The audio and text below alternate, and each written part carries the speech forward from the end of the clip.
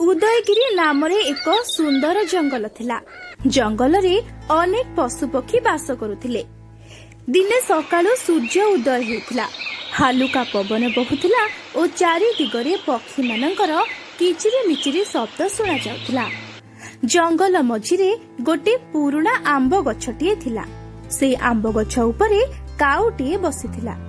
काउटी से दिन बहुत खुशी थिला, कारण से गाँर गोटे घर अगणारू गोटे ताजा रुटी नहीं आसीथिला।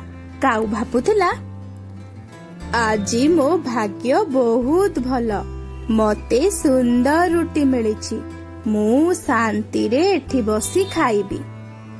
से रुटीटी को ता थंटरे भल करी धरी गछ शाखारे पहुंचिला।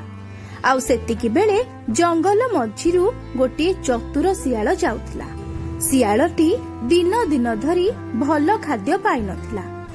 से बहुत भोकिला थिला। तार आखि चारि पाखरे घुरुथिला जे केउठी किछि खाद्य मिली गले मु खाइबी। हठात से उपरकु देखिला आउ काउर थंटरे रुटी देखिला। ता मुहरे रुटी देखि पानी आसीगला। शियाल मने मने कहिला, आहा केते सुंदर रुटी, जदि ए रुटी मते मिली जाए आजी मोर भोजनर चिंता समाप्त हो जाता।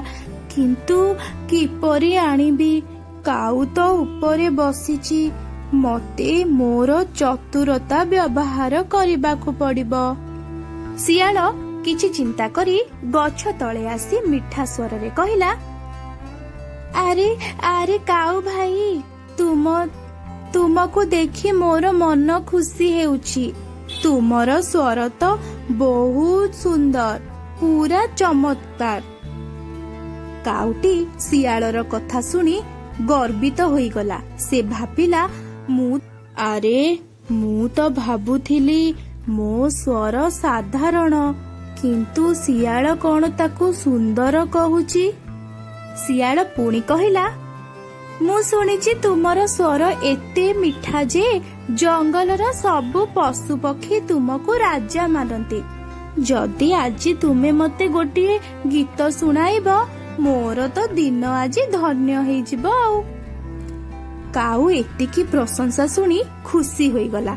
आउ से भाबिला, सतरे मो स्वर कोन एते भल, मु जदि गीत गाई देबी शियाल तो मोर आहुरी प्रशंसा करिबो। एहा भाबी काउ गाइबा पाई मुह खोलिला। आउ गाइला, का का का। मुह खोलिबा सहित रुटीटी तळे पड़िगला। शियाल तुरंत रुटीटी को उठाई हसी हसी कहिला, धन्यवाद काउ भाई, तुम स्वर तो आउ मिठा नुहे, किंतु मोर ए भोला मन पाई मोर बहुत उपकार होला। एतिकी कही शियाल रुटीटी को नहीं पड़ाइला।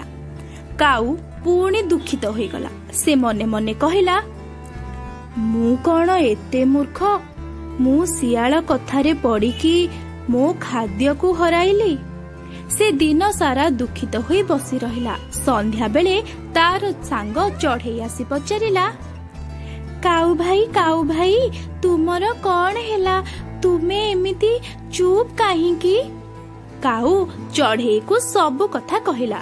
चढ़ेई कहिला, तुमे चिंता करनी, भूल तो समस्तंकर हुए, किंतु आमे जदि सेठारे शिखु ताहले सेही भूल आमको शक्तिशाली करे।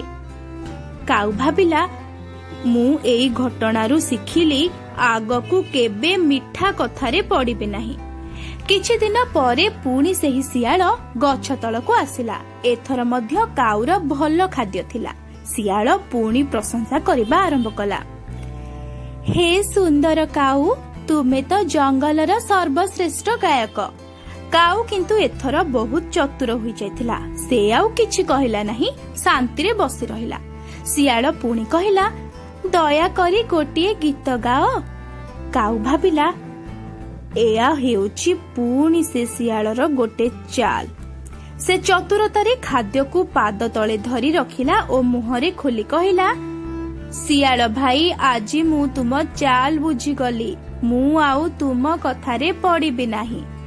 शियाल को लाज लागिला। से बुझीगला जे କାଉ ଆଉ ଆଗ ପରି ଭୋଲା ନୁହଁ। ସେ ମୁଣ୍ଡ ନୁଆଇ ସେଠାରୁ ଚାଲିଗଲା। କାଉ ଏବେ ଖୁବ୍ ଖୁସି ହୋଇଗଲା ଆଉ ମନେ ମନେ କହିଲା, ଗୋଟିଏ ଭୁଲ ମତେ ଜୀବନର ମହତ୍ୱପୂର୍ଣ୍ଣ ଶିକ୍ଷା ଦେଲା। ସେହିଦିନଠାରୁ କାଉ ସବୁ ପକ୍ଷୀଙ୍କୁ ଏଇ କଥା କହୁଥିଲା ଯେ ମିଠା କଥା ଶୁଣି ସତେଜ ବିଶ୍ୱାସ କରିବା ଉଚିତ ନୁହେଁ। ପ୍ରଥମେ ନିଜ ବୁଦ୍ଧି ଲଗାଇ ଭାବିବା ଦରକାର।